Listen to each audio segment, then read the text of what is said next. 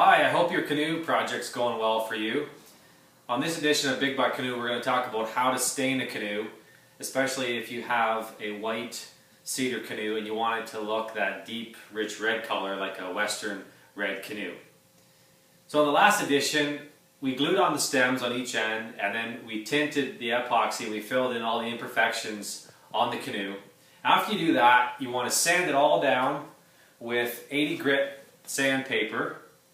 And at that point, just in case you missed any spots, you want to take a damp rag and wet down the whole canoe. And when you wet it down, the color of the grain is going to come out and it's going to expose any spots where there's epoxy on the surface. That's important because the stain will not penetrate the wood where there's a little bit of epoxy left on the surface.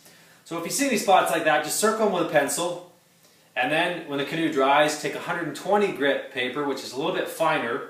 Make sure you sand off any of those epoxy marks, and then you'll be ready to stain the canoe.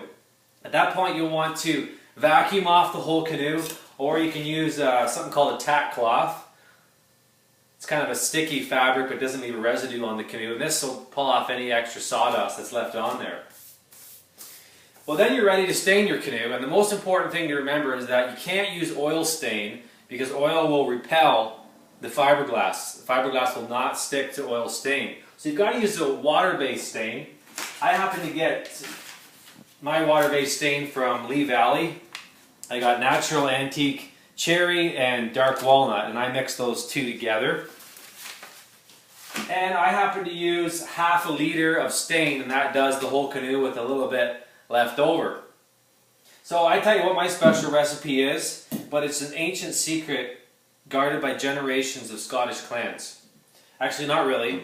You should experiment with your own colors and see what you like. What I did is I experimented with two different colors, two different shades, added more water.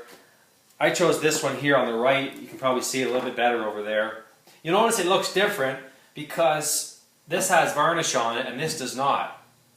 Keep in mind that when you stain a canoe without varnish, it's going to look light and almost pink. But as soon as you add anything wet to it, like epoxy or varnish, it's going to darken up and it's going to look like that. So when you do your sample, make sure you put the stain on the sample, let it dry, then cover it with varnish, and that's your real color that you're going to end up with.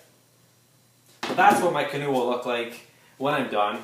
So I'm almost ready to put epoxy on this canoe. That's important to do first before you put the fiberglass, because if you don't cover it with epoxy and let it dry, and you put the fiberglass cloth on, what will happen is it will starve the cloth because the dry plain wood will suck the epoxy out of the cloth and you'll be left with not enough epoxy in the cloth.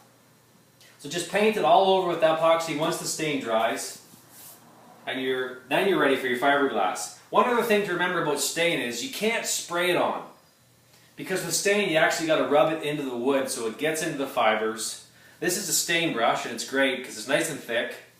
And you can actually rub the stain onto the wood. You can also use a cloth to rub the stain onto the wood. I happen to like this brush. It works really well. Now, if you happen to mess up and you finish staining your canoe, and you say, oh my gosh, I got these white spots on my canoe, epoxy spots I didn't notice, it's okay. It's not the end of the world. You can actually sand off the stain and the epoxy, get it down to the wood, and then you can restain that spot using your cloth and just rub it real light to start with, and it'll blend in with the rest of the stuff that you stained.